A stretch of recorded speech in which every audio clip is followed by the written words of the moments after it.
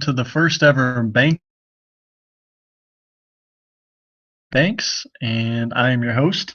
And what I'm going to break the first SEC game of the season for the Kentucky Wildcats. They faced off against the Ole Miss Rebels, and good news for Kentucky. They improved to 11-2 on the season, and really the big story for this game was how would the Cats come out after the always crazy Camp Cow. And for those who don't know what Camp Cow is, it's usually over the Christmas and New Year's break. And what Cal does is he really grinds the kids. He really takes them into practice, and a lot of the times, at most I think he does like 3 practices or sessions during the day. He also for them, and he really gets the kids, what he wants them to do, and just kind of tweak some things that he wants them to get better at.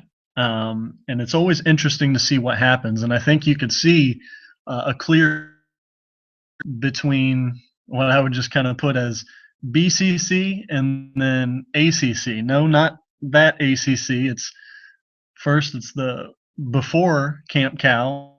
Afterwards, what we look forward to seeing them is after Camp Cow. What I see after Camp Cow, I saw a very aggressive team tonight. I saw them diving on the floor for loose balls. That they didn't have that hesitation that they usually play with. Sometimes in the past several games, it looks like when somebody needs to go get a rebound or when they need to dive on the floor, they're always looking for, well, maybe I should do that, or maybe somebody else will get it. Maybe I don't have to do it. But tonight you had three and floor ready to get the ball and trying to extend plays, and you know very encouraging for what needs to happen for the rest of the season. Just going over a couple things tonight. Um, Obviously, if you watched the game, you saw Tyler Eulis.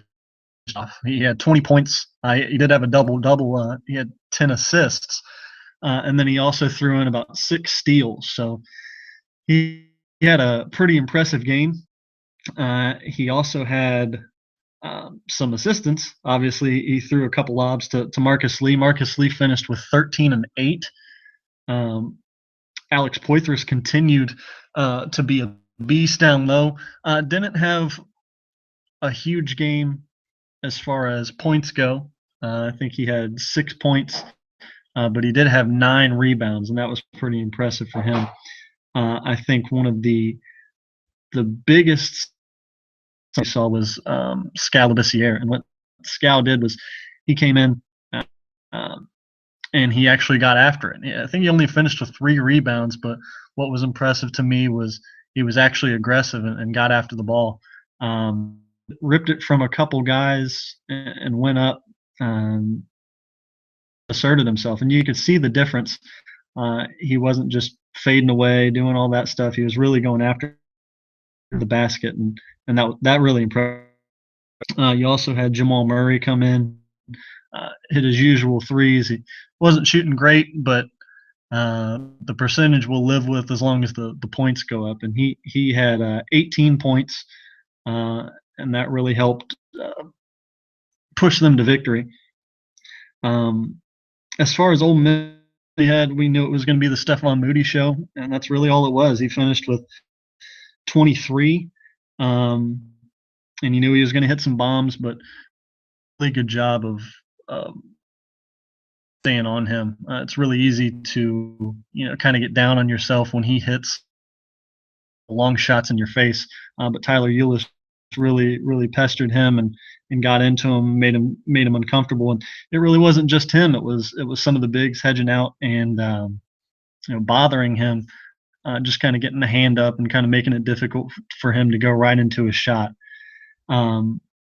If I can go back to Scal, I think the previous 3 games, Scal had 4 points. He was 1 of 12 from the field. It's not crazy numbers for him with the 9 points and 3 rebounds tonight, but you did see some life, and that was very encouraging. He did foul out, but or anything if he's aggressive out as opposed to just kind of sit back at the free throw line, letting other guys get after it, and him stay in the game. If he's effective and he's aggressive, I'll live with those fouls. Uh, what I really saw, what I was really encouraged of, was it seemed that everybody was on the same page. I saw gang rebound. A lot of the guards were getting after it. You saw Poitras, you saw Lee in there. A lot of guys just finding a way to get in there, and that's all you can really do. I mean, if you tap the ball around, you get a hand on it, tap it out for extra possessions, those really go a long way. If you can get a handful of those in the game, that can be a difference. If we look at the first half, it was crazy, and that's where Kentucky really built up their lead. They shot 52% in the first half to Ole Miss's 23. They also out-rebounded them. They doubled them up. It was 26 rebounds to 13. And that's where they really pushed their lead out. Cal got pretty upset after the game. He was saying that they let up, which that was really just coach speak. It's darn near impossible to just kind of keep the pedal to the metal in the second half when you're up 26, 28 points. It's just not going to happen. You'd like for them to stretch that out even more, but it's not last year's team like he likes to point out. You're not going to beat anybody by 40 or 50 points or anything like that. But keeping these double-digit leads, you're expecting it to drop down a little bit, and I think they did a good job overall. Just staying aggressive, staying within themselves, making the passes that they need to, driving it when they needed to, backing it out when they needed to, which we haven't saw over the past couple of games, which I think is a point of emphasis going forward. Some of those plays that you don't make can be the most important in the game.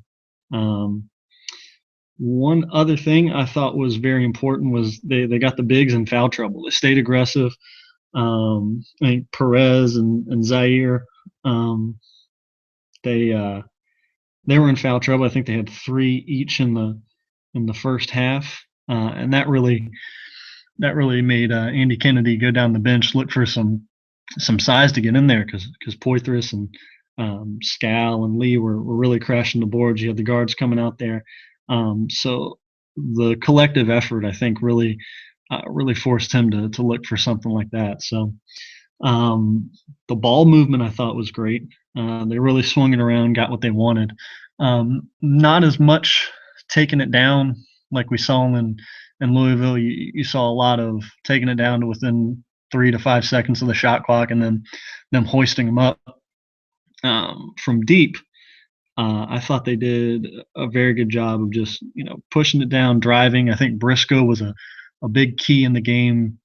Not as much as points and anything like that, but I think just his another guard presence on the floor, I think, allowed Kentucky to reverse the ball and kind of calm things down, and get the shots that they wanted. So we saw a lot less of those late clock situations where they forced up a bad shot, and they got the ball up on the rim earlier in the shot clock to either go in, or we let our guys crash, and allowed for some putbacks. So what I think is a big takeaway is just the cohesiveness that they played with. And obviously they can get better. They're going to have to get better real quick as LSU comes in on Tuesday. And although they don't have a great record on the season, they do have Ben Simmons, which is projected to be the overall number 1 pick in the NBA draft next year. And he can do pretty much anything that he wants to. He's leading the team in points, assists, rebounds, you name it. And he's the real deal. So it'll be interesting to see how they game plan around him, and make sure that they contain him the best that they can.